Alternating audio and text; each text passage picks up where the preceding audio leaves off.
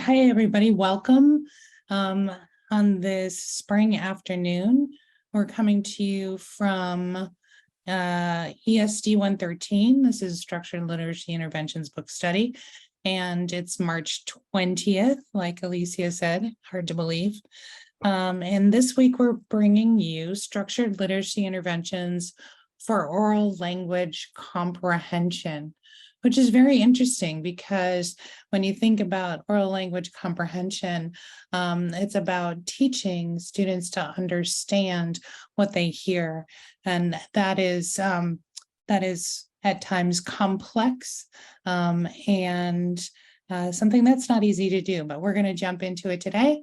Alicia, will you change this slide? Mm-hmm.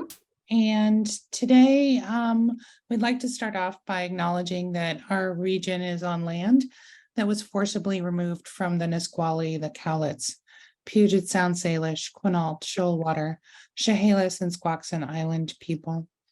And I think if there's a link underneath that slide, Alicia, what is that for? It's the tribal flags, and we just try to mix it up and share a resource when we have one. And today I heard on the radio about in Denver, they are finding when there are too many bison on their parks, they're shipping them north to one of the tribes. Thought that was a really nice partnership that's going on. Yeah, I just read about that in the news too, in the New York Times, about how they're returning bison to many of the tribes. That's kind of cool.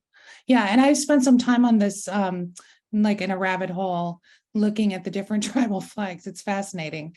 There are lots of them. So let's go ahead and go to the next slide.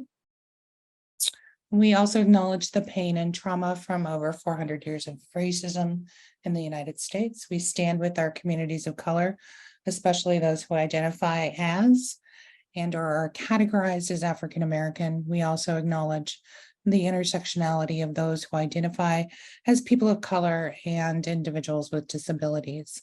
We commit to centering our work to dismantle systemic racism and disrupt ableist structures.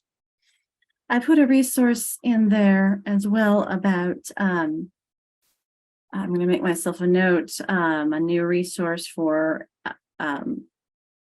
both Black History Month and Women's History Month. So the one I put in was from last month from Frederick Douglass. But when we go into our breakouts in a little bit, I'll go and grab another one on Women's History Month. Sounds good. We have some Zoom tips. We do ask that you put your district after your name so that it helps us understand the backgrounds and where everyone comes from. I feel like it helps build community. So to do that, you would access your, here we go, the participants list. Go to your name, and right next to it, you would choose rename. Another way is to go to your picture and highlight up in the upper right-hand corner. And you can, for example, I can also go in if you can't access it to rename yourself. I took notes last time. I know that Julia is joining us from Vancouver. So I go ahead and put that on for her. So if you have any problems, just put something into the chat box and Jenny and I can help you with that as well. Absolutely. We also have the unmute button there for help engaging. And the reactions is where you'll find that the raised hand option. You'll see it used to be under the participants, but now it's under the raised hand. It's under the reactions. And the other piece in that to let you know is if you use this middle one, you have to unclick them yourself. These ones will fade away. And then the raised hand, you could lower it or we could lower it. No problem. Thank you. Somebody's letting me know they're on the road. So everyone be safe.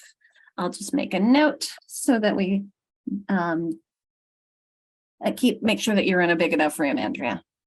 All right. So also with the annotations you saw me using, you can access them via the view options. And when you click annotate, it pulls up this toolbar. You can see here's how you can access the mouse, the text, drawing, other features.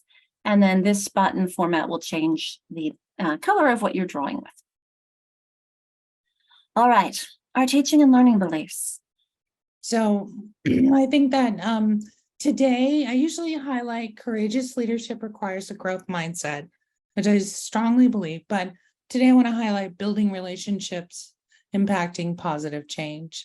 That is something that continues to be true in our work, and building those relationships with our kids, with our families, with our coworkers, and with community members does impact positive change. And that's really the best place to start. I think I'm going to highlight the quality teaching, although I usually do. It goes along with the professional development. I mean, that's why you're all here, is we're always working to do better. Changing, growing, learning. And we invite you to either put in the chat box or stamp something that is standing out for you as well today.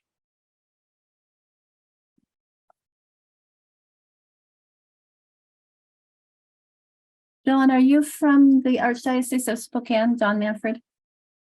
Or is it, or Warden? I can't quite read my notes here.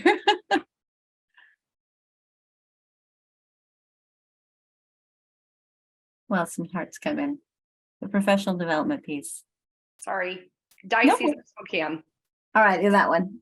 I can see my notes now. I'll put it on later. All right, thank you for engaging. We also have some invitations for engagement that we think are helpful.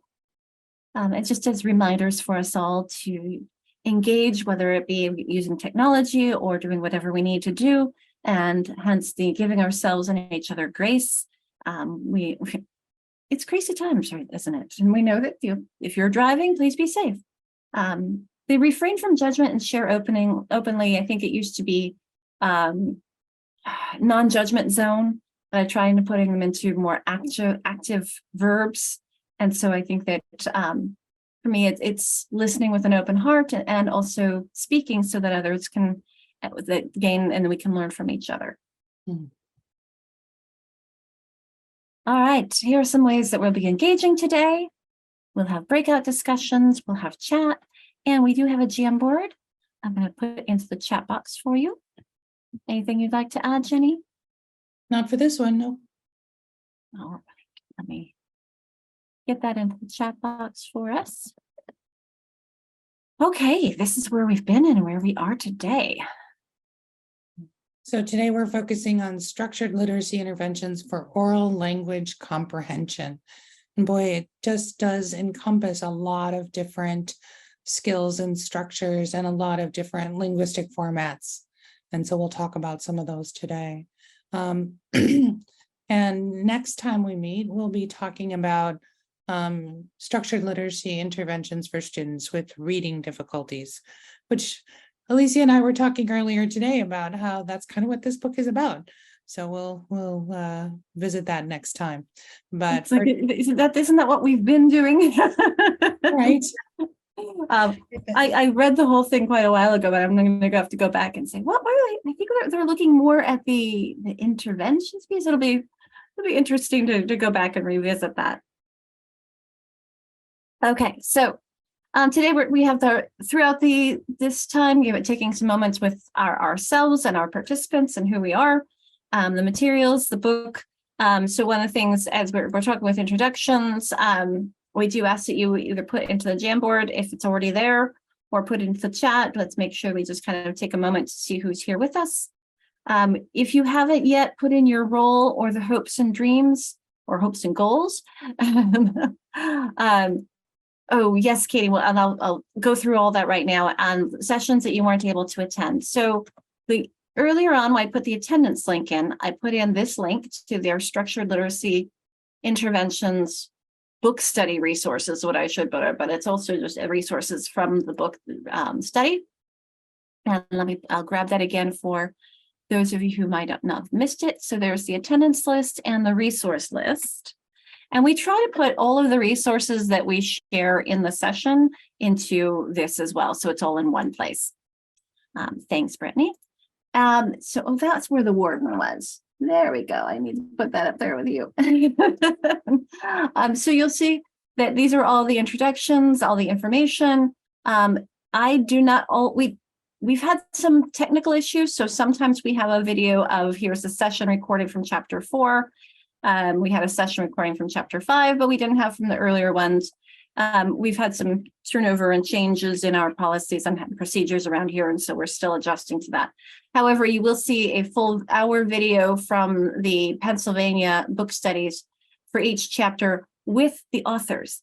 Sorry, we weren't able to get that fancy for you here. But there are recordings of all of those, as well as some screenshots of things that we've found along the way. And we are on, and they're all linked too. So we're on the language, oral language comprehension. At the end of the day, we'll add our slide deck in as well for you. You Please guys are keep in mind- so amazing. Thank you. You're welcome, Katie. I was going to say, please keep in mind that the slide decks are not ADA compliant. So please do not share them with someone who would need an e-reader to read them. They are we haven't gone through and done that process yet. Okay, so I think that's everything and that. Oh, the Jamboard, I think, is at the top of there as well. I did put it into the chat box. Let's see. Yep, there's our Jamboard. And this other one, the big doc of resources, this is from all the classes I teach. So it just keeps getting disgustingly big. So I keep trying to not overwhelm, but at the same time, I get new stuff. And it's just, anyway, I like to share. So on our Jamboard, you'll see lots of exercises and things for us to do. I'm going to go back to the very beginning of it for us and make sure, if you haven't yet put yourself on here, that you are on this list. Katie, I bet that one's you over in Highline. And then, as we said, there's a parking lot here, or you can add in sticky notes with your ideas or thoughts. This was just the introductory slide. And then there will be also, you can place some thoughts for our hopes and goals to revisit from time to time and say, how are we doing? And what else do we need? So this is an opportunity for us to always connect in those ways. Okay. And that was a little bit of a walkthrough with our materials. I will, though, put all of those things back into the chat box for you as another opportunity in case you didn't get it earlier. Okay. I think that's where we started. But one of the things that I wanted to add in for today as we jump into chapter 7 is, in fact, before the chapter 7 slide, and we get into that, when Jenny mentioned the oral language, I thought about this side. So if you remember the reading rope with the language comprehension on the top and then the word reading on the bottom. And so I just kind of wanted to draw our attention back to that as thinking about those aspects that went into that. And when we remember this chapter went into a lot about syntax, not as much as semantics, but a lot of complexity when it comes to understanding genres and literacy, how stories are made. So there's a lot that goes into this, and frankly, I find this strand always more overwhelming because it's not as concrete. It all depends on the story and the context and the individual and what you know and that relationship. Whereas words, the way to sound them out is pretty consistent. We only have 44 phonemes. We only have these 27 or 26 graphemes or letters, and so it's more concrete. And whereas this language comprehension stride can be a lot. I'm seeing lots of nods. This is one thing that I just want to draw us to. Anybody else thoughts before we go into chapter 7? Actually, I didn't even think about, Jenny, what I said. Anybody have any thoughts?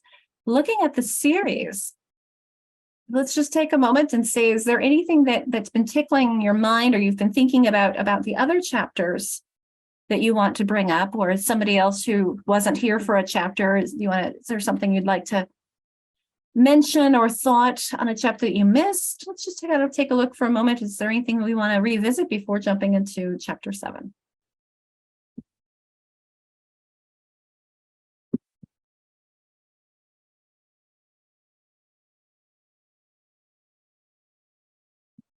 Everyone's ready for chapter 7? Okay. All right, Jenny, do you want to start off on chapter 7, the things that we pulled out? Sure. So some of the key concepts from this chapter, we always talk about what are the big ideas.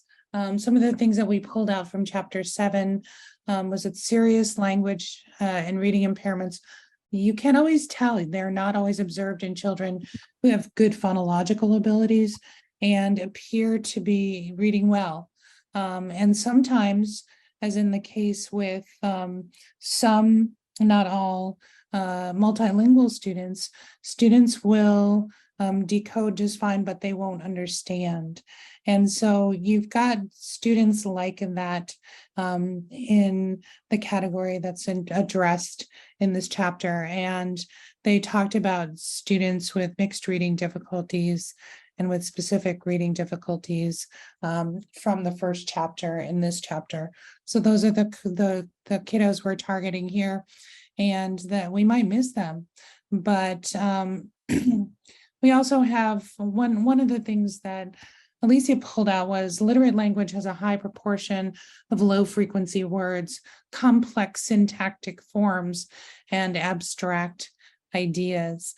And the term literate language, I've been seeing more in the literature, and I came to know it as academic language. So I think that's a synonym for academic vocabulary structures and so on and so forth.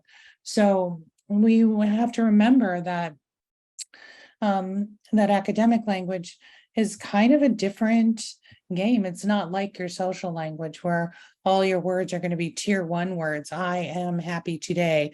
Those are all tier 1 words. They are basic words, but literate language consists of not only those basic words, but also tier 2 words, which are words that work across domains. They're academic words, but they work across domains like solve, concern, solution, achievement, things like that. Those are tier 2 words. They work in math, they work in science, they work in ELA. And then there are tier 3 words, and those words are sometimes called brick words, whereas tier 2 words are called mortar words. And the brick words are academic words that are only used in one domain, like photosynthesis, like phonemic awareness. They just apply to their specific content area. So literate language or academic language has a lot of these kinds of words in them, in addition to the syntactic forms that can stump grown-ups and children alike if they're not used to them, plus abstract ideas. And when we get to the part about the clauses, sometimes it's really hard to sort out those clauses.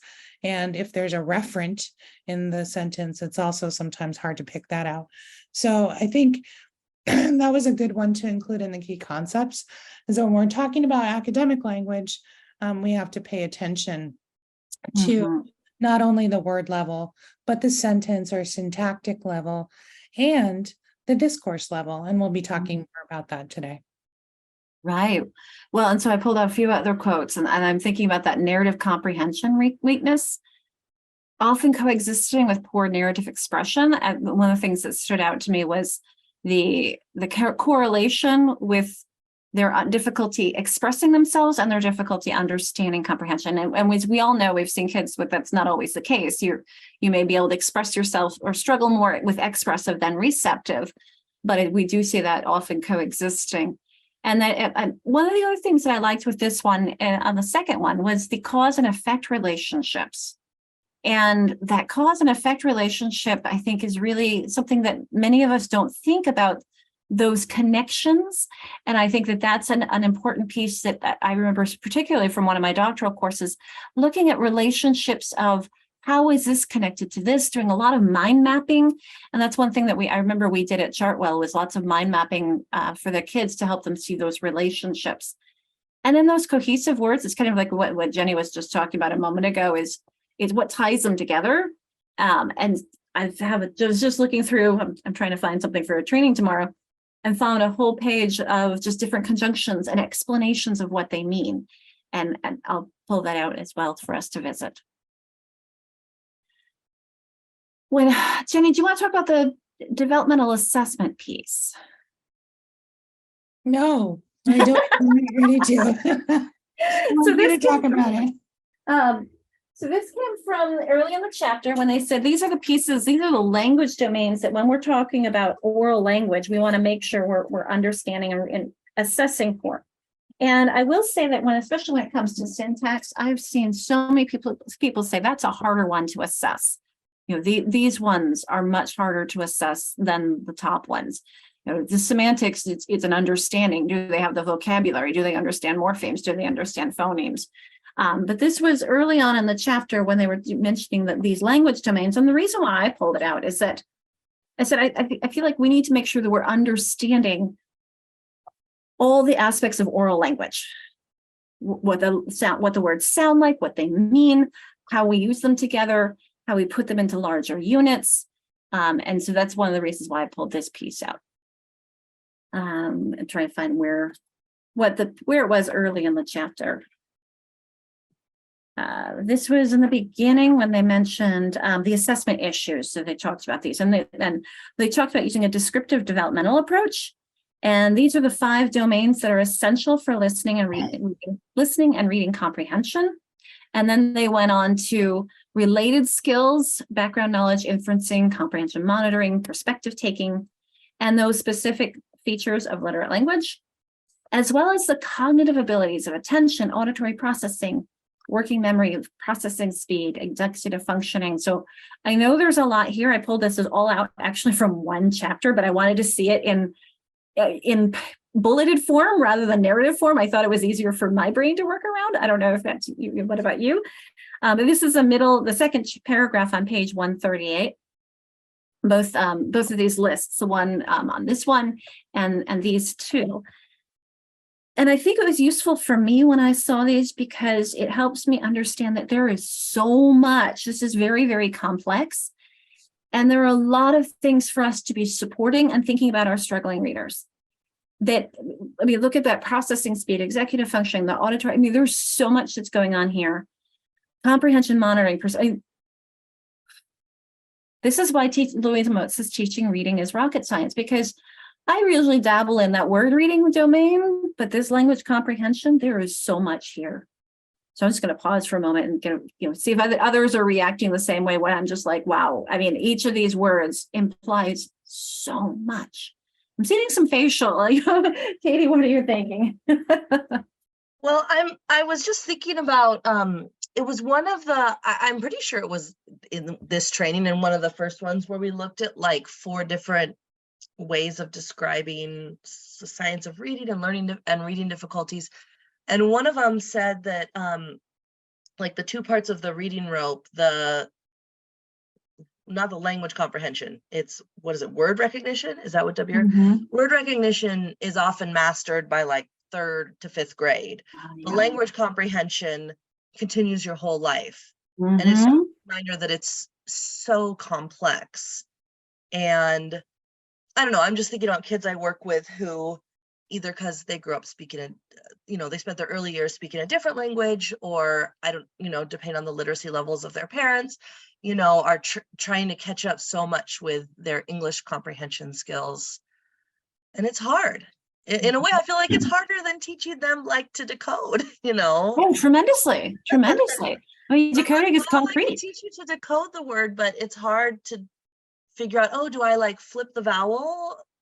If I don't actually know I've never heard the word before. Yeah.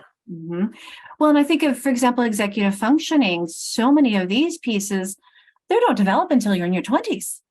Your prefrontal lobe isn't completely done developing. So some of this, as I think about inferencing or perspective taking, things that it's a developmental progression for our kids. And we can't expect them to have all of this right away. And that's challenging for, I think, a teacher when we look at something that we read and it makes complete sense to us. And the kids, they're like, okay, I'm with you, but are they? That's another real huge question is, or when they say it makes sense or it doesn't make sense, it's like, well, how do you develop that concept of sense? And Katie, you make a good point about we're learning this throughout our lives. I was just talking with a group of EL teachers, and they were complaining that they were asking multilingual students what the word ampersand means. I didn't learn that word until I was 52 years old, and so and I consider myself pretty literate. And I was thinking, wow, that's a high expectation that students would know the word ampersand and be able to use it cogently in a sentence. But yeah, I was thinking this, and one of the things that I like about WIDA, there's not a lot, and WIDA, if you don't know, is the set of standards and the framework for multilingual learners in the state of Washington. So one of the things that WIDA does in their proficiency level descriptors is they have a P1 to P6. Those are the levels. And P6 is for post-school, basically. And that is with the understanding, and they explain it right in the manual, that people are lifelong learners. So that 6 is a big category. Well, it makes me think too that there's all of these, how do I put this? Like Katie, you mentioned with the word reading part of the strand, that can be accomplished. But with all of these, there's these related skill levels. There's a 3rd grade comprehension, ability to do this, but there's a 6th grade ability to do this. There's a 12th grade ability to do this. It's not like you learn it in 3rd grade and you're good, or you learn it in 6th grade and you're good. You're going to be learning different depths to it all along and different complexities, and you're always going to be building this. So this is why we have English every year in school, unlike other topics. Yeah. As Shasta put in, we need to have a graduate degree in reading to be able to teach our kids. Yeah, I hear there's, and this is why, though, I think at least we can start with the word reading piece and always be learning and working on this. We'll learn with them. I think when this pays. Well, and, the other thing is that these are teachable skills. And what we need to do is, to the extent that is needed, break them down for our students. So if you think about inferencing, you can teach inferencing very specifically for students. There are teaching dialogues or teaching methods for teaching students with disabilities about how to inference from text. And so it's not that it's impossible, it's just complex, and there are a lot of them. But even though, then I will add on, so yes, and that it's still that complexity of, I think about a student who knew she had to use her own experiences and experiences from the text, but to what degree? That, it's like how much of the experience from the text versus how much of my own experiences, and that's a balance it depends on the relationship. Yeah. It's extremely subjective. Yeah. So another thing I pulled out of the text were those, or was this me or you? That's a good question. It's you. Some guiding principles for intervention. Oh, I remember yes, big 4, that was still in that same one, same initial pages. These 4 principles that inform the interventions described in this chapter. So the first one, interventions should provide opportunities to practice and integrate skills across multiple language modalities. I love this one. Integrated. This is the connectivist approach that, if you remember the reading and writing rope together from Jan Wastowitz, she really emphasizes that connectivist approach. Instead of teaching this, then this, then this, and this, it's important to bring them all together. Seeing something else in the chat. I just joined. Yes, I'll repost links. Hi, Roxanne. And Shasta, the UFly, tell me more about how it's educative. Oh, because it's it is all word reading, but it doesn't have reading comprehension version. It's only word reading, huh? Yeah, and it just, I found it really helpful because it teaches you as you go along. I also bought the Logic of English one, but I like this one teaches more in depth, and it has a better scope and sequence. I just like the UFly one better. And I have Reading Mastery too, which is also good. But I wish that there was something that made teaching reading comprehension as doable and systemic and just evidence-based in the way that UFly has been for me. So I think this needs to be our next book study, Shasta. The reading comprehension blueprint that really goes into concretely, and it's very, very systematic. Now, it doesn't give you a scope and sequence because, as Jenny said, it's so subjective. It's what content are we talking about? But she does have, so she talks about the nature of reading comprehension, viewpoints on reading comprehension. And then she has blueprints for reading comprehension, vocabulary, syntax, and sentence comprehension, text structures, background knowledge, levels of understanding and inference, which Jenny mentioned, and then putting it all together, making it work. So yeah, I think that'll be our next one, right? Each year we'll tackle a new one. That would be amazing.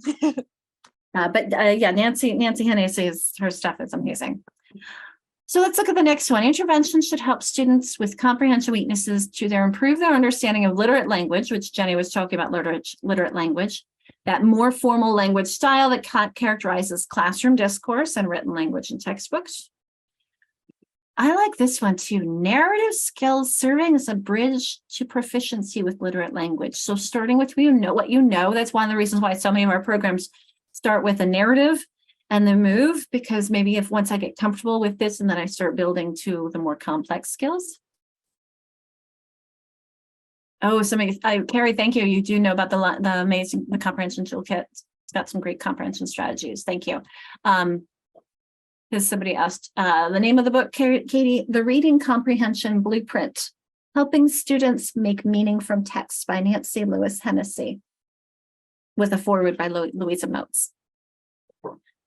Okay, and then the last principle that they are using, and they mentioned, is that those students with comprehension difficulties may be best served when assessment and collaboration, I think, I was going to say the keyword here is collaboration. Assessment and intervention are implemented with collaboration among members of the student's instructional team. This one, I'm going to have to make it a bigger one here.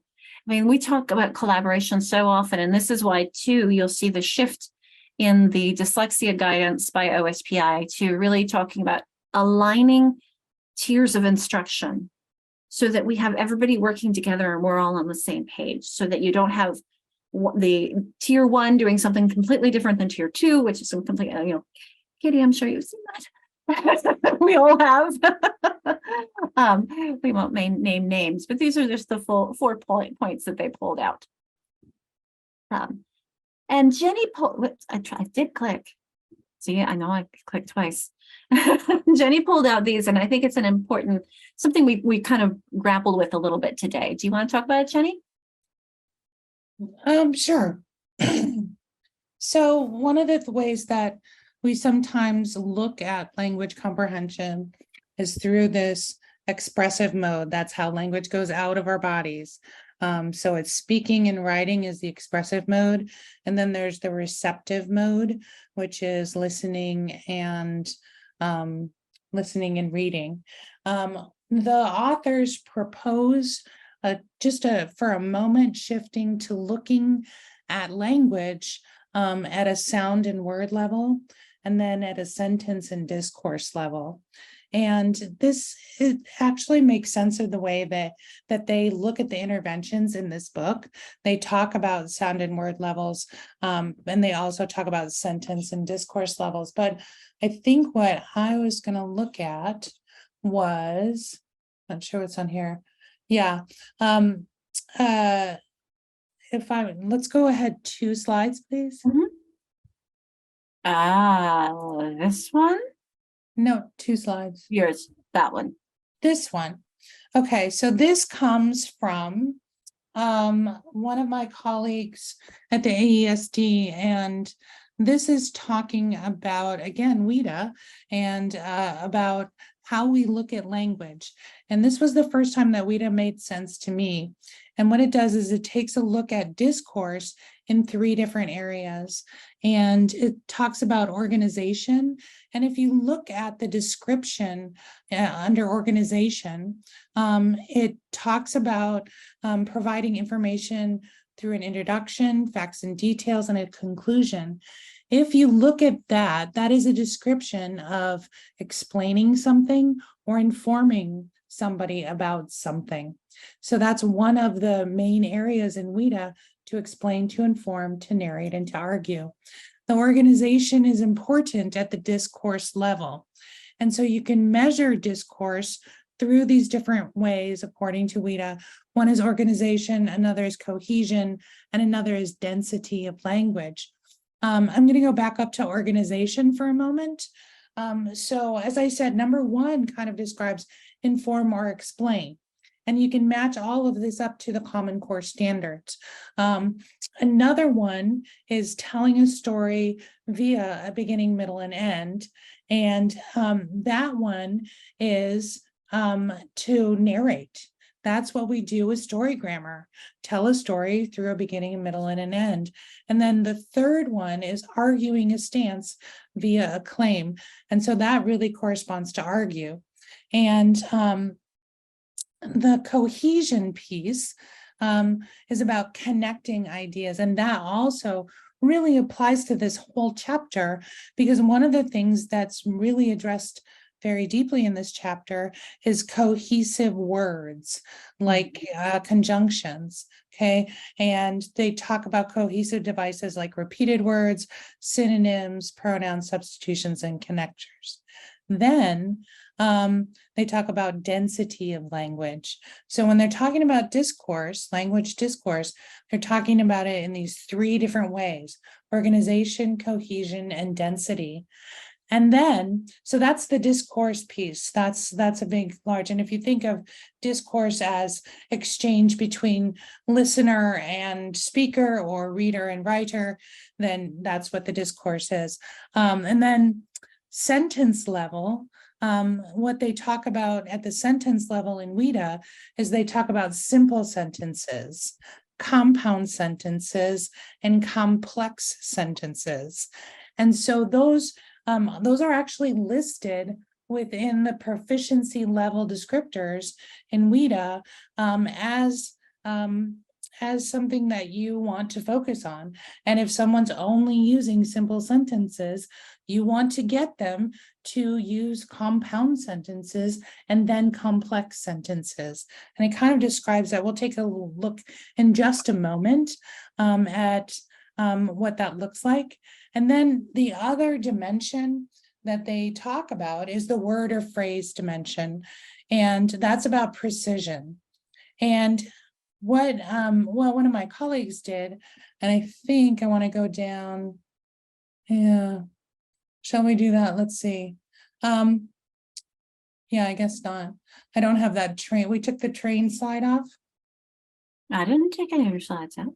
Oh, okay. Well, there was a train slide. There it is. 34. Can you go to 34? Mm-hmm. Thanks. Word or phrase dimension. So my colleague, Dr. Jen Cowgill at 121, put this together as an example of how complex the word dimension can be.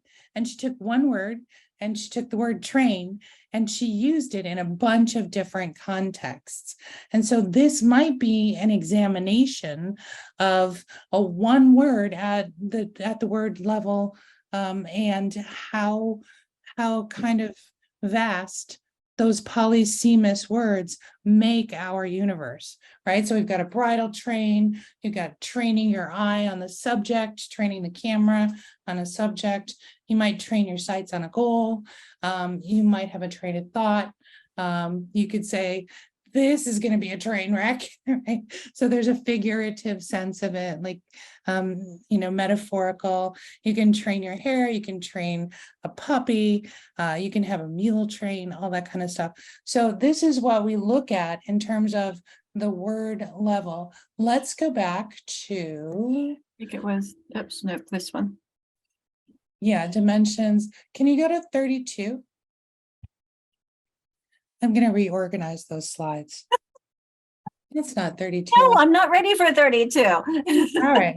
Well, we wanted to talk about how it all fits together. Okay, so let's do this.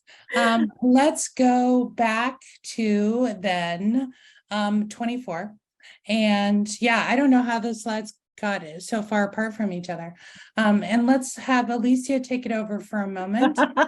And we'll come back as we get along to these. We didn't have enough time to plan together, and we have different visions of this. Because I felt like this goes very well with your explanation, but I also like to show the big picture of how does this stuff fit together.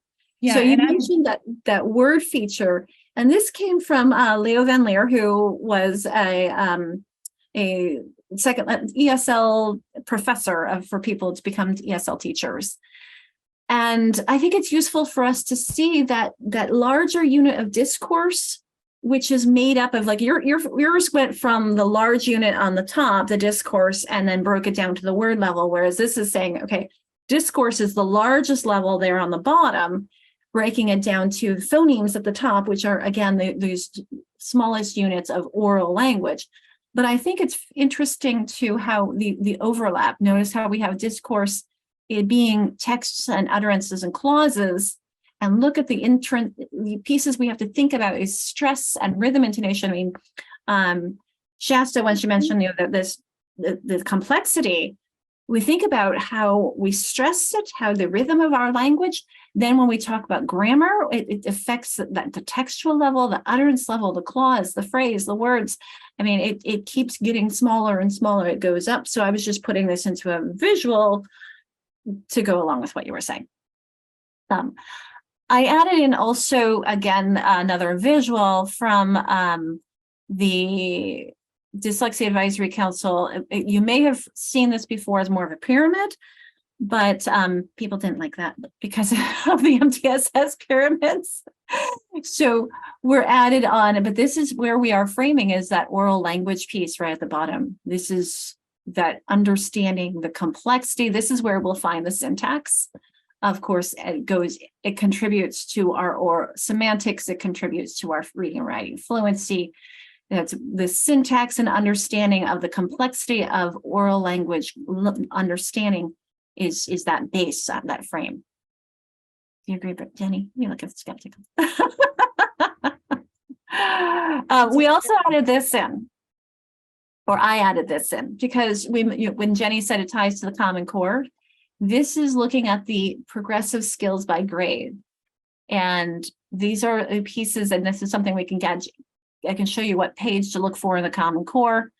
But what Jenny was talking about, the varying sentence patterns, maintaining consistency. Look at some of our vague pronouns. So this is referring to in writing, but it's also in oral language as well. This is our language progression. So I've only pulled out what was addressed up through 6th grade. Beyond this, 6th grade isn't paid attention to. So I know you gave me a thumbs up to putting this in. You liked it. What else do you want to say about it before I go back to yours? I'm good. I think it's really important that we see the connection between what we're teaching, the content of what we're teaching, and the standards. And it's funny because I was meeting with a teacher from a faraway district, and this person was saying, now, how would you go about starting your planning? I'm like, I would definitely start with the standards. And the teacher just laughed because that's not where they start planning. And I was like, okay, well, we do need to see that it's tied into the standards.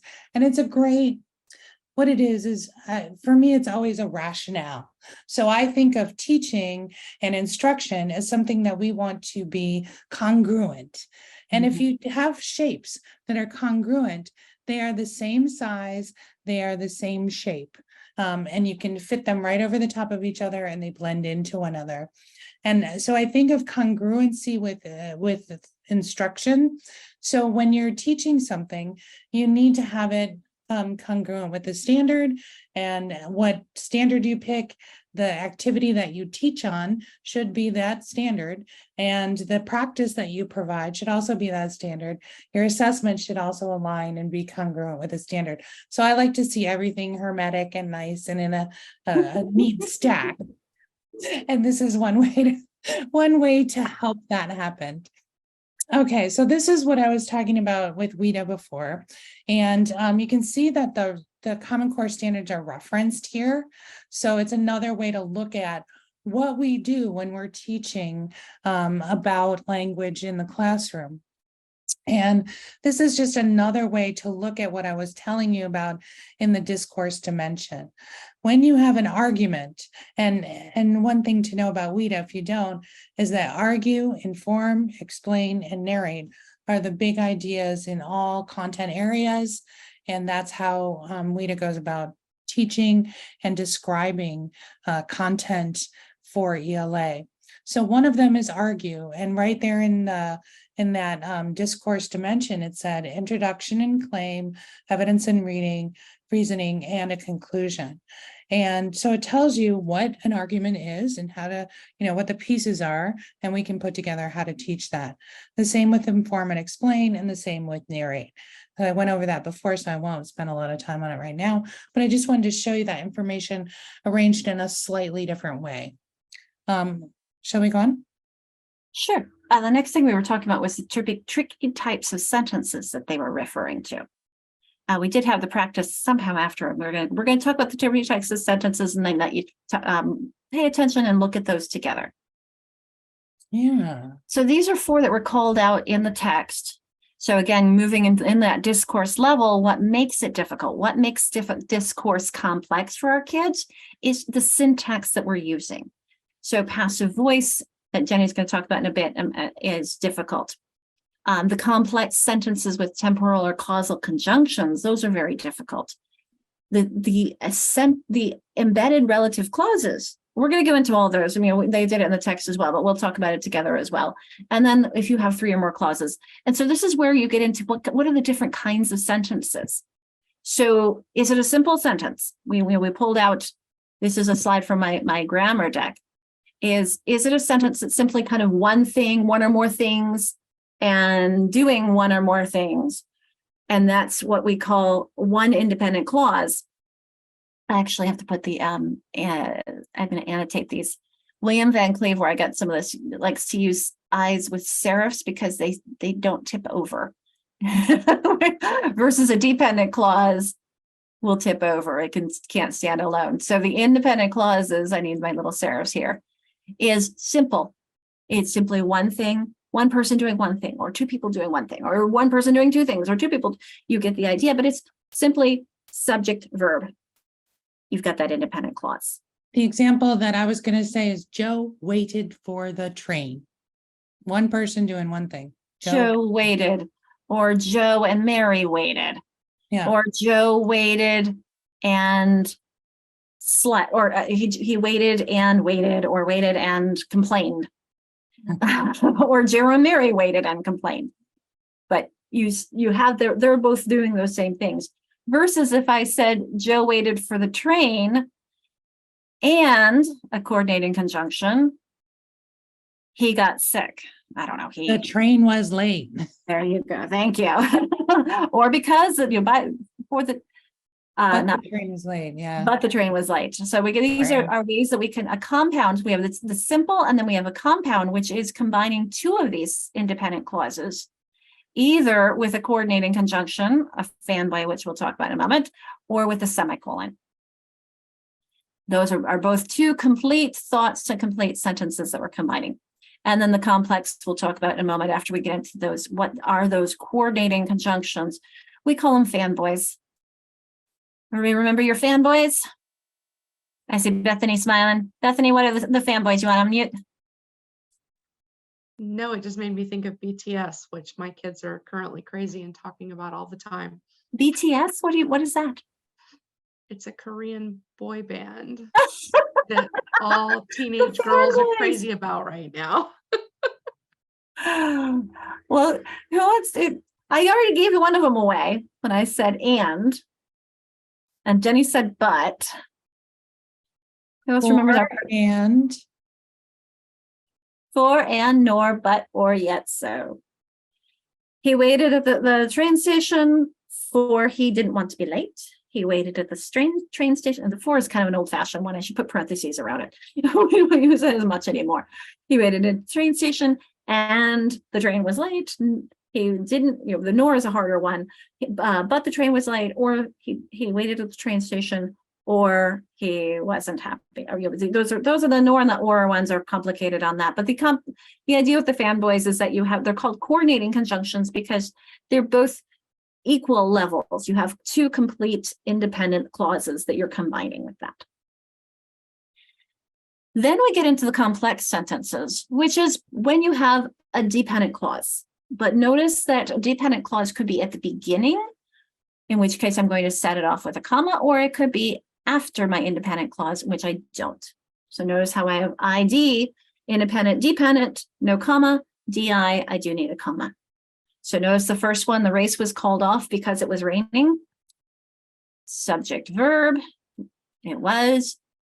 Because is your dependent, your subordinating conjunction. It was raining. There's my other.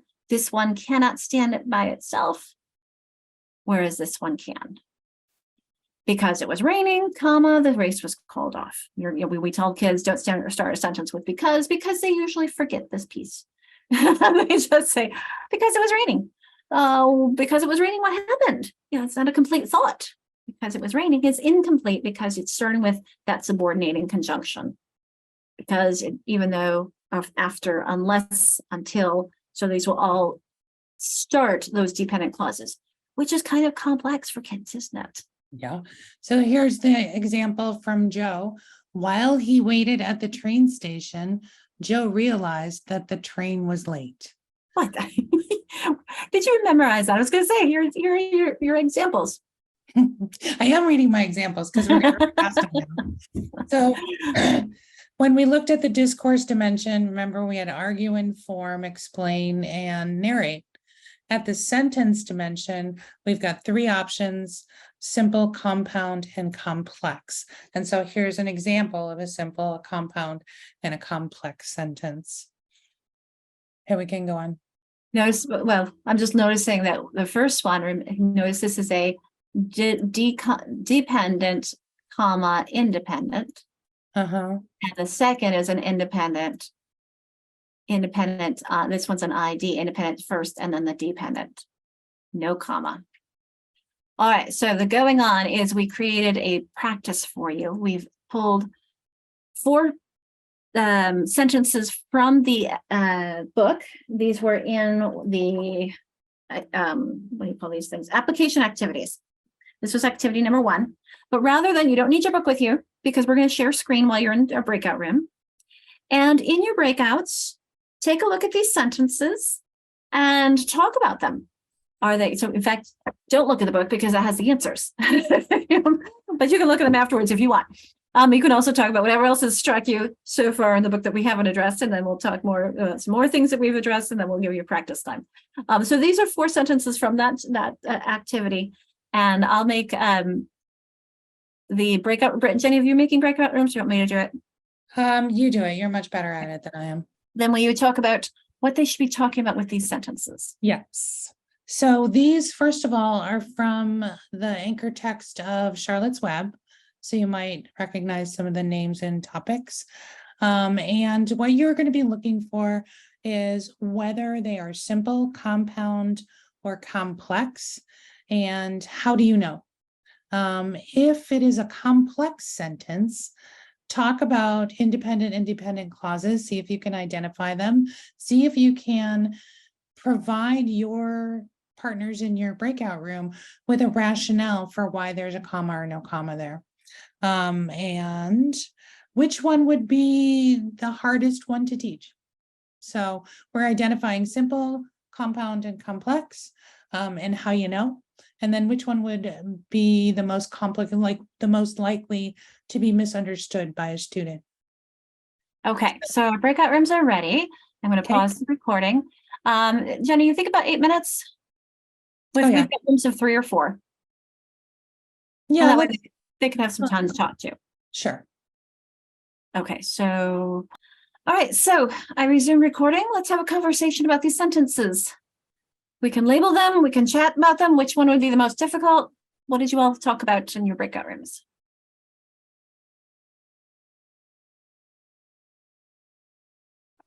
I should have reminded. Okay, go ahead, Katie. I was gonna say I should have reminded you to pick someone. We realized we did not understand the difference between a compound and a complex sentence. Good recognition. So let's go back to, I think it was Jenny's 33. example. Yeah, Nope, 33. thank you. We can move around.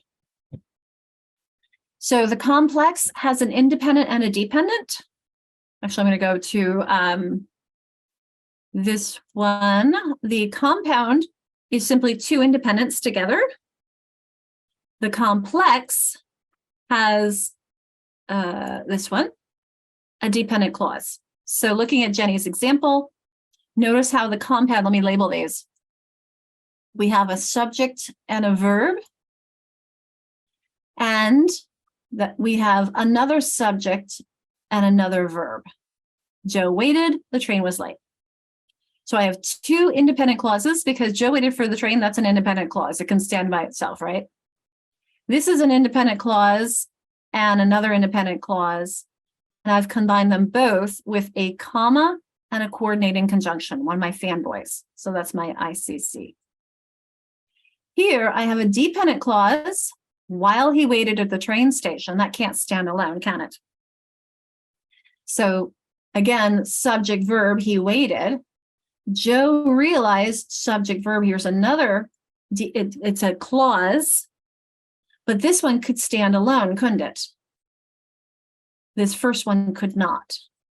So that first one is a dependent clause that I've combined with an independent clause.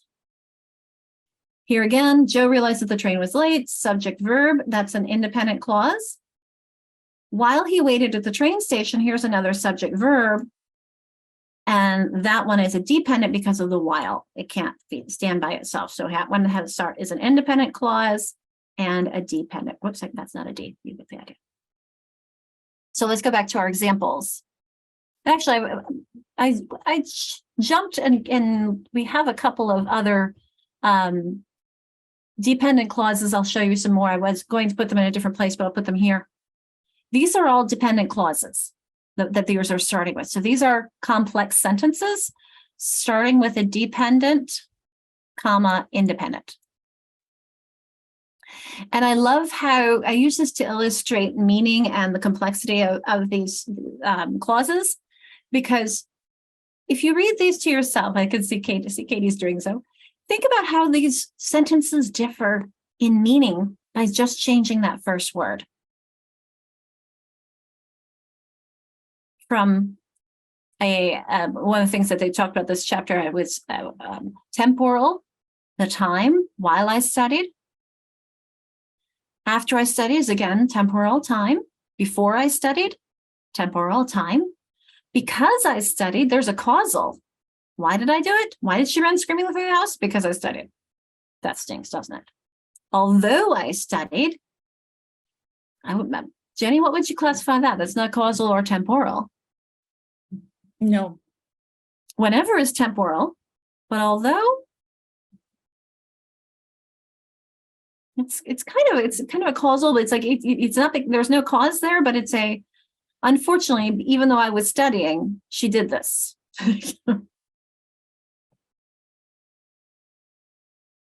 But I think the main point of that one is that it's a dependent clause because that first part before the comma doesn't stand alone in meaning. Mm-hmm. Katie put in a cute one. She said, while I took a structural literacy class, my kids ran screaming. I love it. Exactly. There was some screaming earlier. Thank goodness for mute. Didn't notice. That's what I love about mute too. So let's go back to these. So obviously the first one, we have one subject, we have one verb, therefore everyone it is a. I'm seeing the words coming out of your mouth. Simple. All right, somebody go do the next one for us. You can either annotate or put it in the chat or unmute and talk it through. And I'll annotate for you. The kitchen table was set for breakfast. And Mhm. that is an independent clause. Okay, that's an independent clause because we have a subject and a verb. Keep going. And the room smelled of coffee, bacon, damp plaster, and wood smoke from the stove. So that's one thing we were discussing. Can we? Okay, we can. You just told me that we can. So we can just consider that word and doing its job of connecting these two independent clauses. Yeah. Exactly. We can connect those two independent clauses with a sentence. semicolon or with a comma and a coordinating conjunction. Sorry, Jenny, what was that? And that makes a compound sentence. Sentence. And the reason that it makes a compound sentence and not a complex sentence is because there are two independent clauses. Right. So if one of these clauses were dependent, then that would make it a complex sentence Yes. rather than a compact. Okay. Exactly. I keep trying to not click, but put the text there. We have, our group had another question, but it was about the last one. So Okay, compound on this one. Okay. Let's look at this next one. Thank you, Kimberly. He looked cute. There's my independent clause, right? So I'm going to put IC for this one. When his eyes were closed, again, I have a subject and a verb, don't I? But because it starts with when, this is a dependent clause. Because his lashes were so long is another dependent clause. Because his lashes, there's a subject, were so long, here's another verb. And again, it's dependent because it starts with because, can't stand alone. Whew. That's not only just complex, that's complex, isn't it? I'm gonna label that one as complex. Because in reality, we have an IDD, not just one dependent clause, but two. What was that, Jenny? It's, you should capitalize, super complex. All right, who wants to talk through the last one? And then I know Bethany, you said your group had a question about it.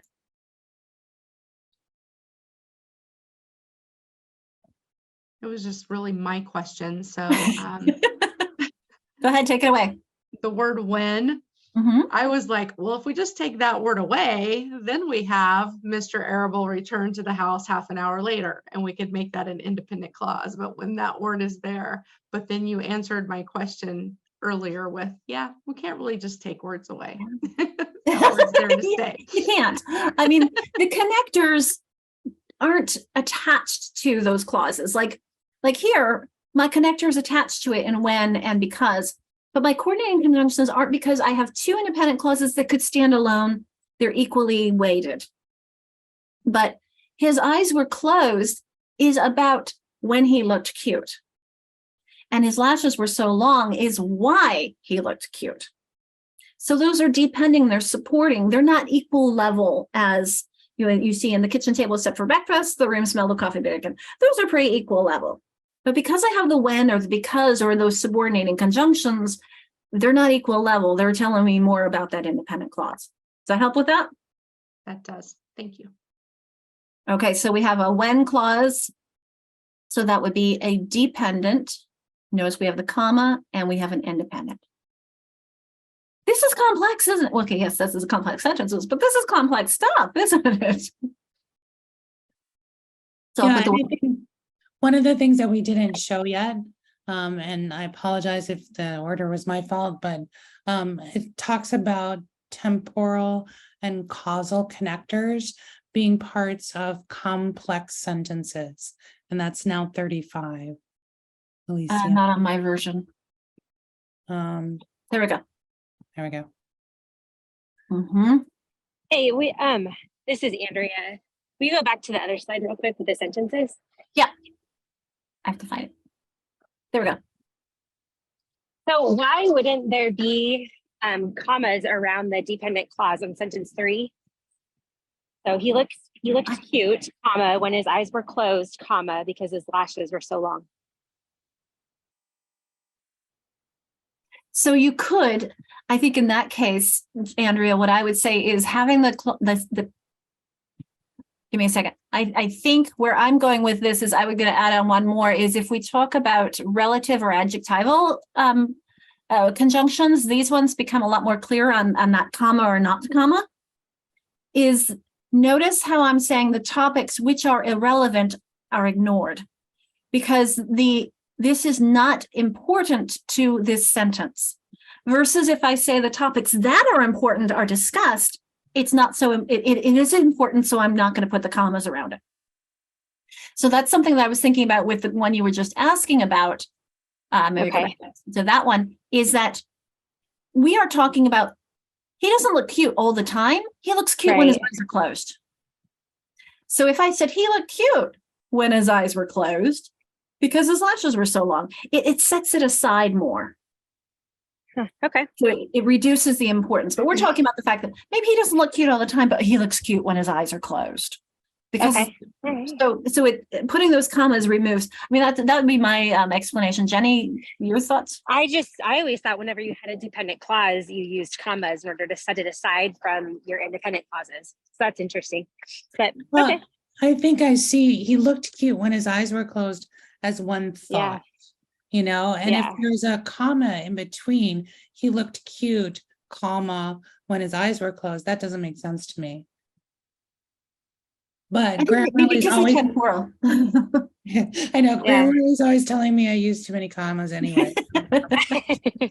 Still trying Easy to wean do. myself Really off. easy to do. And apostrophes, right? Thank you. Well, I will say that I've seen this. So Florida Center for no, not Florida. Kansas City does a lot of really great sentence structures, and that's where I got a lot of what I was doing with the, with this, not that one, the types of sentences here: simple, compound, complex. So a lot of this is from Kansas City and their work.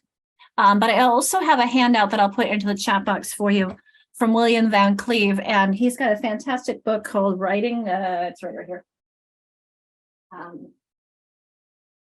Writing Matters, where he goes very explicitly into not only parts of speech, but also phrases and clauses. And I have a link in the chat box that I'll put the chat box for you there, where he has a handout explaining exactly all of this. And let me pull it up too. And I think I have to rotate it and pull it up here. Alicia, while you're doing that, I think back to that comment that Jenny just made, I think part of that just could have been writer's preference when they wrote that. It's not that it's grammatically incorrect, but I think it was the emotion they were trying to get across at that particular part of the novel, where we're taking it apart grammatically and looking at it word by word, comma by comma. So this is the, yes, and I think that in the clarity piece, here we go.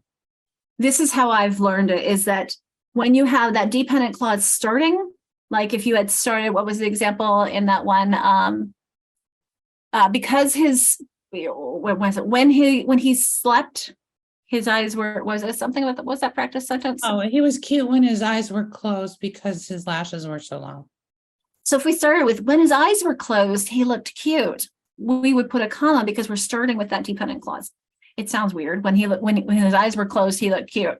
But we're really stressing that he only looks cute when his eyes are closed. Versus he looked cute when his eyes were closed. It's adding on that when he looked cute. So this is page 19 of what I just put into the chat box for you. I'm just really giving you a lot more examples and helping you see here those coordinating conjunctions. The two ways, these are these ways of sentence templates, or these ways of combining a simple, a compound, or a complex. But it is complex, isn't it? Okay. Shall we go back to the causal or temporal conjunctions? I think this was useful for us to think about. What do we mean by these? In fact, I had a whole list somewhere about subordinating conjunctions, but I hadn't separated them out. This might be an interesting sort, Jenny, sometime, is to give people a bunch of conjunctions and to sort them. And is it a reason or is it a time? But I think sometimes, and this is actually, I'm noticing in this list, you have the word as, and I think that's one of the trickier ones that I see people talk about it even in text as a causal instead of time. And so it's not this cut and dry, unfortunately.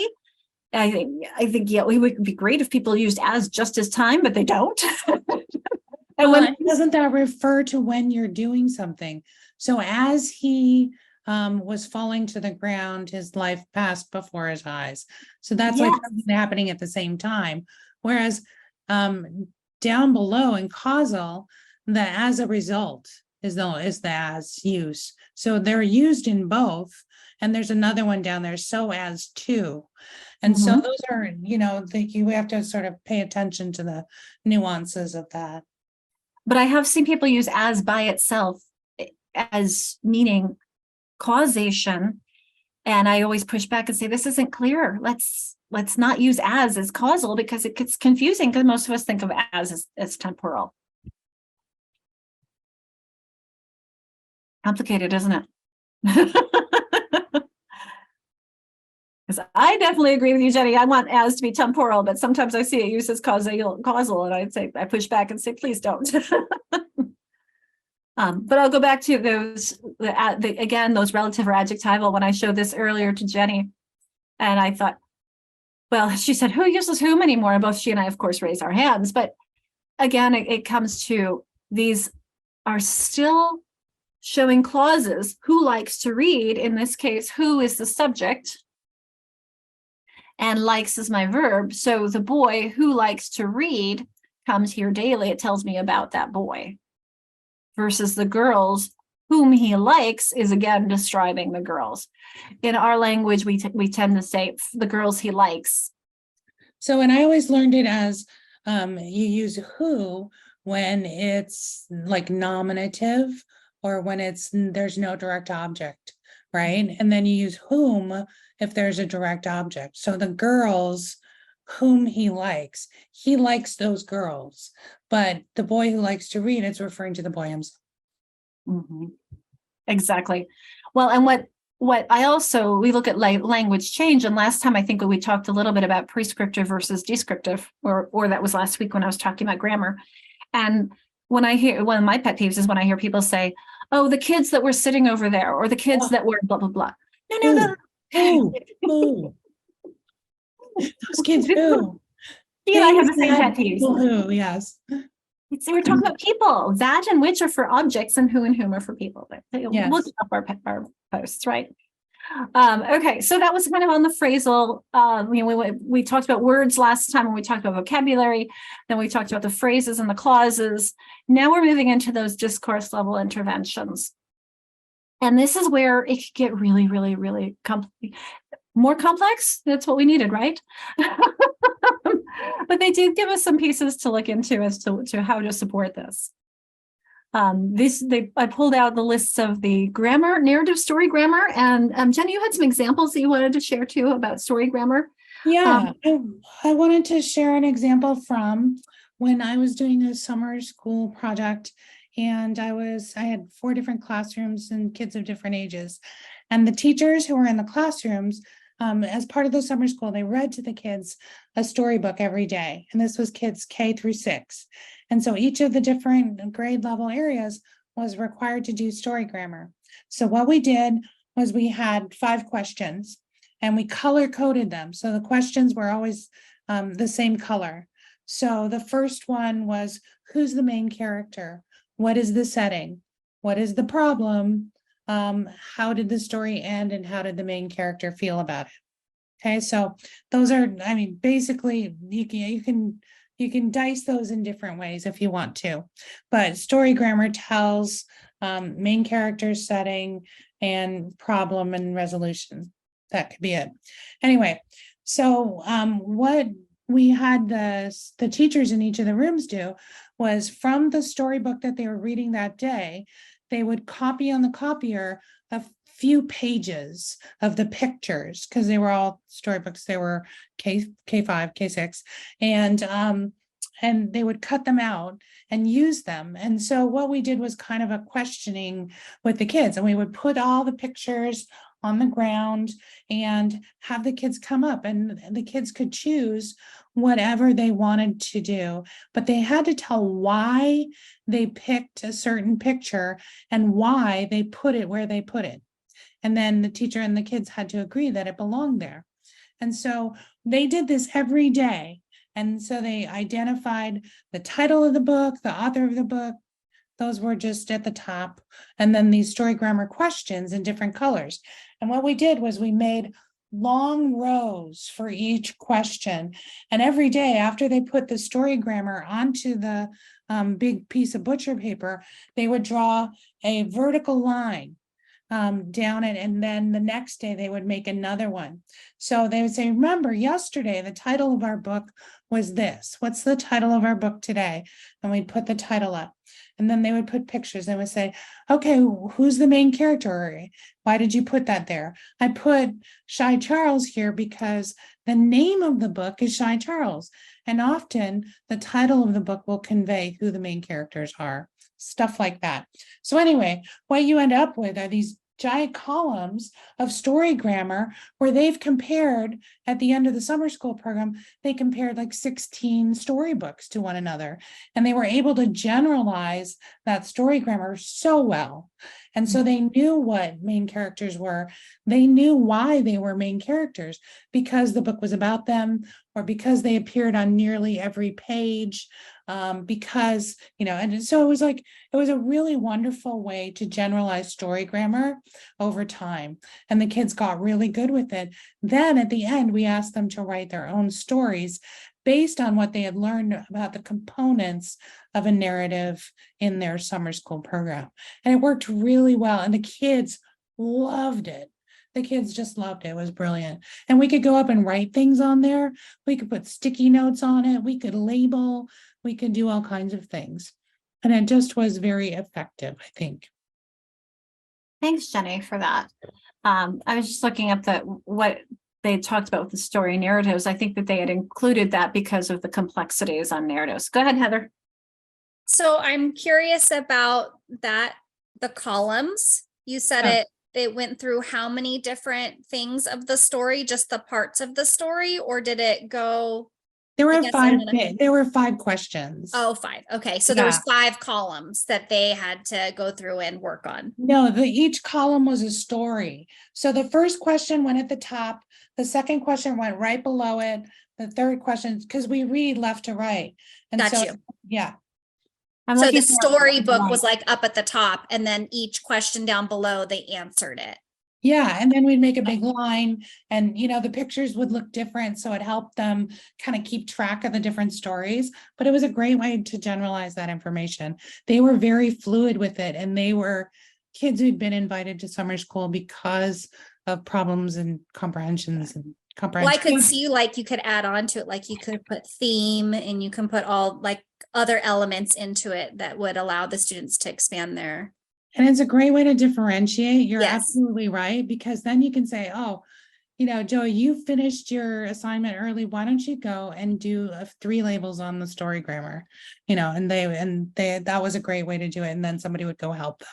And, they could also, if they wanted to, they could take the copies that we made and put more pictures up or different pictures.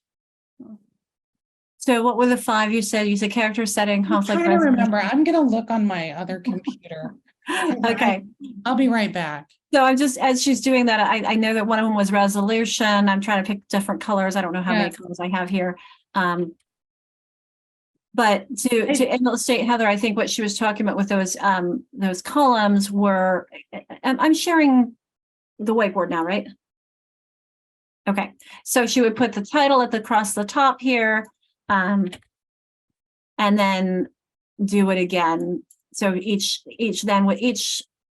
line here would be another book and another book, so that you would see the characters across, the setting across, the conflict across. Kickoff, Emily, I wonder if is that what she said? When she talks about the maybe like the what they used in the text as the internal initiating event, perhaps. Exactly, Okay. that's what I meant. There's let's see, screen 2. There we go. So setting like the episode or initiating event, maybe episode I think was an interesting one that I probably would, if I were most of my kids, we didn't get into this kind of depth. Most of my kids were working on the word reading, but I think I would focus on that setting, initiating event. What are the attempts to reach the goal? What was the resolution? What were the consequences? What were the reactions? And so this was in just like a section that they were talking about with that. But again, when you look at the kinds of narratives, I mean, we're talking about literary vocabulary, those cohesion words add a lot of difficulty, as well as additive relations, trying to have the words that support each other. What's the order of things? What are the connections in causation and contrast as well? While she's getting to that, there was another piece that they talked about, which was the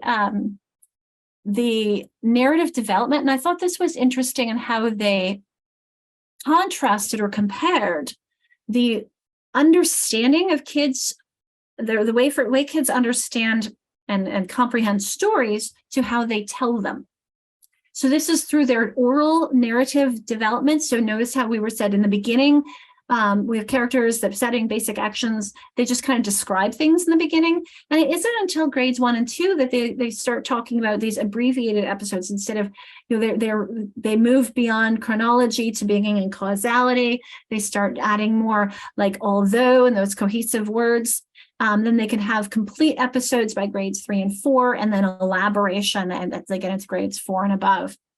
This was particularly on page 147. I thought that was an interesting, particularly because when they talked about narrative difficulties on the next slide, they talked about teaching. I talk about teaching reading through writing so much. Well, they were talking about teaching reading through talking and through the kids' oral expression. It just made me think of when I was teaching at a Slingerland school, and we would do oral expression every day. And we would build it. And so in the beginning, we would just ask them, what's your favorite color?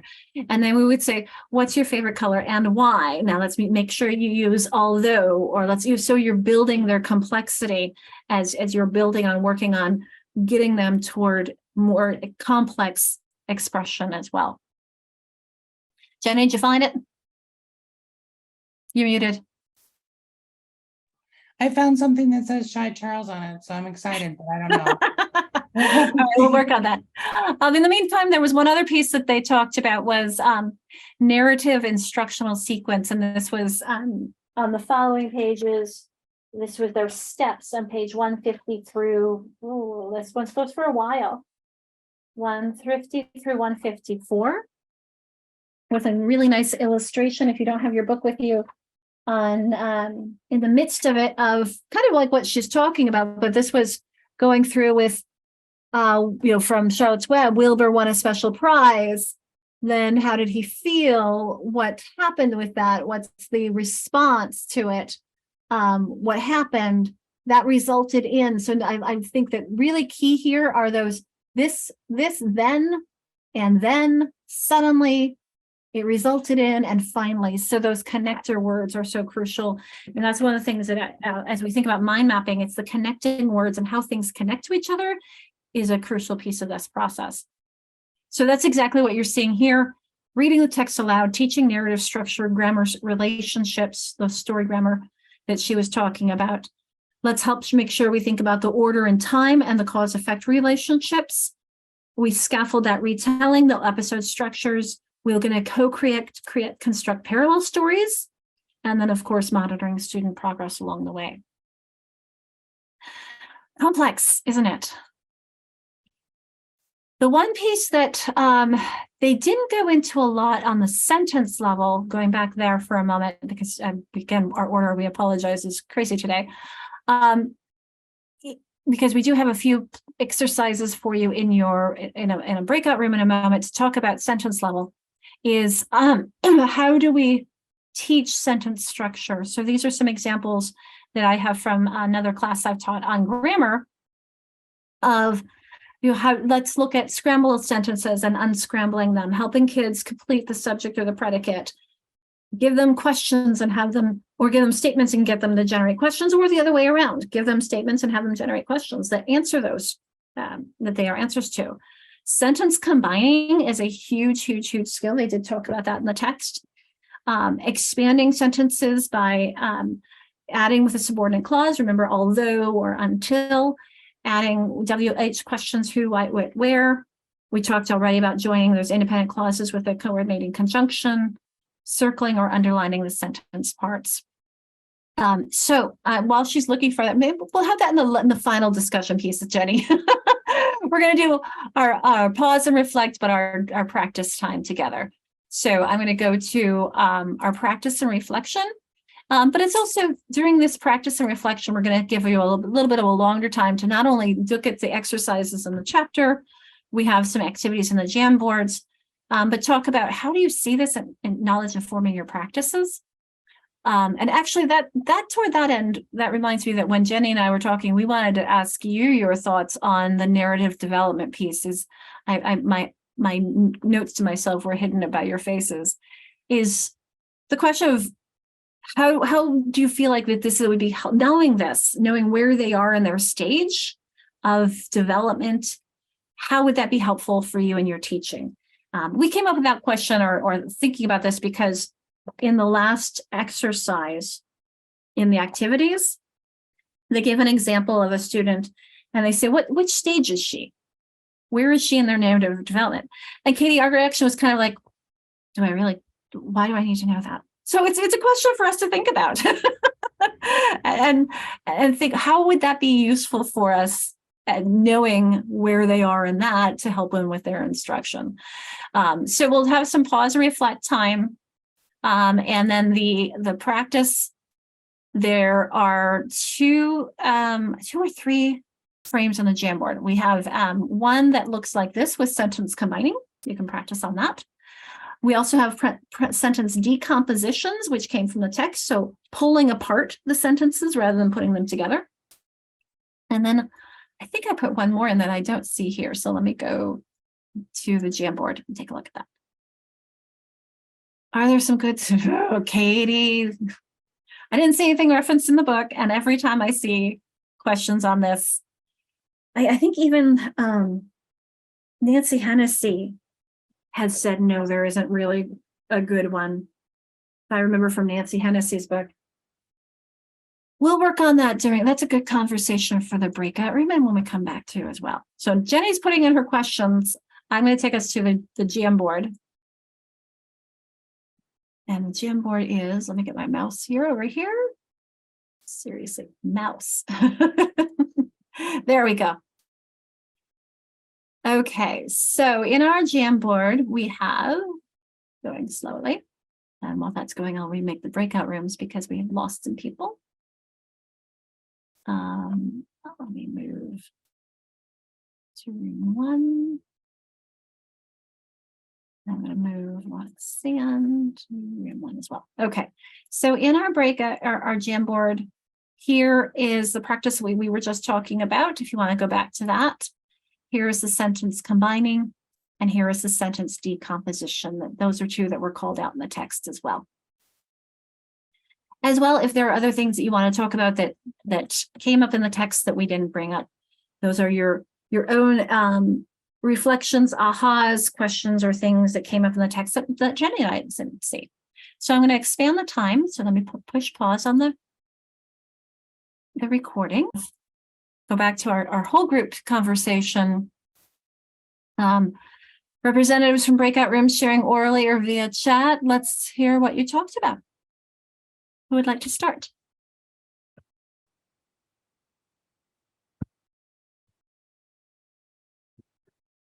Hopefully you had a good discussion in your breakout rooms.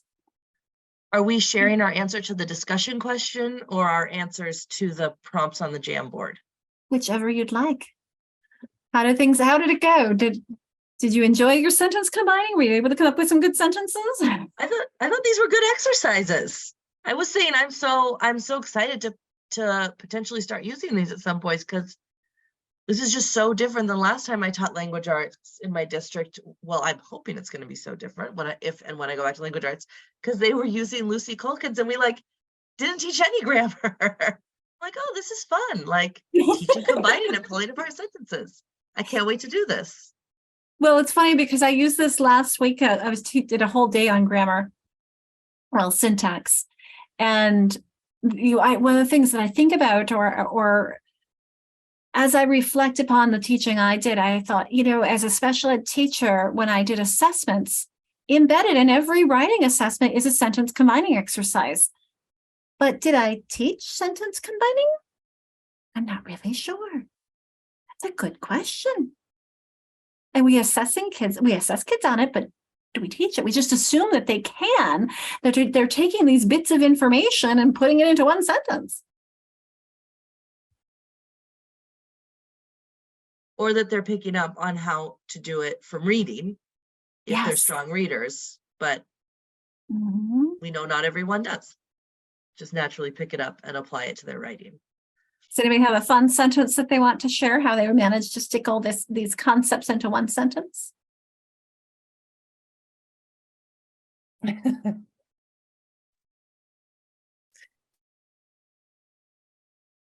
like number 2. I think it's funny. That was, we said for number 4, running slowly and steadily, he wipes the salty sweat off his brow with a weary gesture. I think that's how I would do it.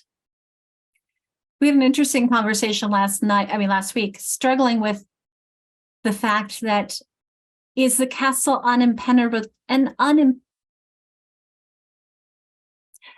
impenetrable? We were putting the suffix "un" in there. Was it impenetrable? I still can't say it. To the uninvited, because it was surrounded by a moat, or because it was built of stone, or just or those and multiple reasons for Because the it's on a hill. It's really hard to get to, right? Mhm. Maybe that's your your combined sentence. The castle was really hard to get to. The stone castle on a hill that was surrounded by a moat was really hard to get to. Right. How about this one? How did we do with that? This was a different process of, instead of putting them together, this is pulling them apart and thinking about, okay, we have a thunderstorm. We have moving inside the building. We have ground-to-ground lightning strikes. Those can be dangerous when you are outdoors. Sure, it's probably dangerous even if you're not outdoors.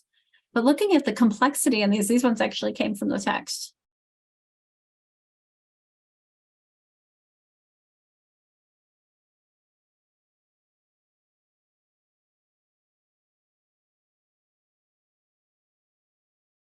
We only got to the first one, but we said, a thunderstorm approaches. You are outdoors. You should move inside of a building. Cloud to ground lightning strikes can be dangerous. Mhm. That was our best. That was our. I'm noticing too, we have some time here. Temporal as and when. And we have a causal, I'll choose another color for the because. And again, I would do arrows too to help my kids understand this. When you are outdoors, they can be dangerous. These ground lightning strikes can be dangerous. So the question is, why should you move inside a building? And when should you move inside the building? So one of my first professors in teacher school, her name was Linda Goodrich, I think, and she had been struck by lightning twice in her life. So we called her Lightning Linda. And she said that the first time she got struck by lightning, she felt very strange until she got struck a second time, and then she went back to normal. There's an until one. Another temporal. I was looking, Katie, you said you didn't get to the third one. I'm looking, look at this. We've got a subject verb here, independent. This sphere stretches because of the, wait a minute, the sphere stretches because of, there we go. That's telling me why it stretches, an adverbial clause. But surface tension helps keep a drop together. Now we have another independent clause. As if it were held in an elastic skin, another dependent. So this one's independent, dependent, comma, conjunction, independent, dependent. Poof. That's complex, isn't it?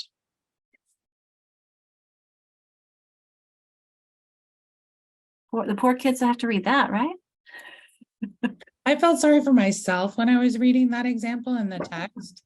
I kept going over it and over it and over it. I was like, I would never write this sentence.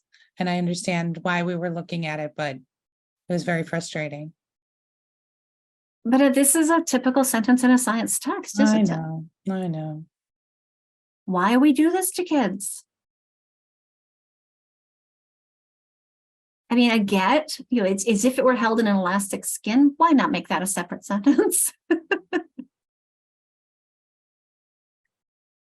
So other thoughts about how you see this informing your teaching practices, any questions or ahas, or just, sometimes we feel a little overwhelmed by how much there is to do. We get that.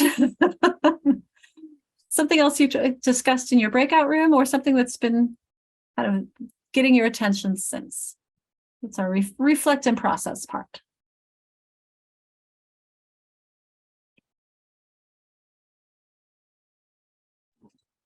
I feel like for me, what I feel like from this chapter that I would really like to focus on within my classroom is the syntax, because I just found it mind-boggling to me how connected that was to reading comprehension, and the fact that it's not focused on in many other places, especially after third grade. It's kind of like, okay, well, I might be these kids' last chance to kind of build some of that before they move on. And just with this sentence combining, like you said, yeah, I assess related to that all the time, but I wonder how explicitly I've really taught it. And I think for me, like, I've taught compound sentences before, but knowing more of the why I should be teaching it and being able to relate it to reading more, I think is really going to up the level of depth I can give inside of my instruction. Thank you, Shasta. It makes me think of a quote from Louisa Moats that I used last week, talking about, and I can't remember it exactly, but talking about the need for understanding more and more complex syntax growing as kids get older, because we don't use the simple sentences that anymore. We gets more and more difficult for reading, and then let's get them understanding it through their writing as well. Well, and the other thing though, yes, and the nature of reading and writing is changing so fast. So if you kind of look at literature and going backwards, hundreds of years for things to change just a little bit. And then we get this digital revolution, and now we're writing in bullet points, and now we're, not capitalizing, and now we're not writing prose anymore. It's very different. So it's very, I think it's hard to keep up. And for some people, it might not, we might have to explain to them why we would want to teach this. Mm-hmm. Yeah. Well, and that comes back to the prescriptive grammar versus descriptive grammar. I mean, Katie, you said you'd done much grammar, and Shasta, you're realizing the importance of grammar. And you think about the fact that the descriptive tells you the way it ought to be, and prescriptive, it tells you the way it ought to be, and descriptive tells you the way it is. I mean, when you say to kids, do not start a sentence with a conjunction, with and then they pick up book after book after book after book, and the authors are starting a sentence with and or but. And it's a stylistic thing that we say, well, why are we teaching our kids not to start a sentence that way? When we can teach them that it is a useful tool to combine sentences, but sometimes to add effect, your authors will stop a sentence and have the new one have a period in between, in the middle of this, to before an and or a but. It is complex. Well, I am noticing it's 5:29, so I thank you all for all of your contributions. Next week, we'll be talking about the chapter 8, not next week, sorry, next month. The word retrieval pieces. Chapter 8 is structured literacy interventions for students with reading difficulties. And I will put our contact information up. But I also, since we have the whole group, somebody was asking what's going to be next. And I'm astonished to think that this might be 3 years in a row, but I think we might want to delve into the reading comprehension blueprint. Just a thought, but I'm open to ideas. So thanks, everyone. Thank you. Good to see you again, Del. I hope that you had some good conversations in your breakout. I'll go ahead and stop the recording, but I do have a little bit of time as we close up if there's anybody else, anything wanted to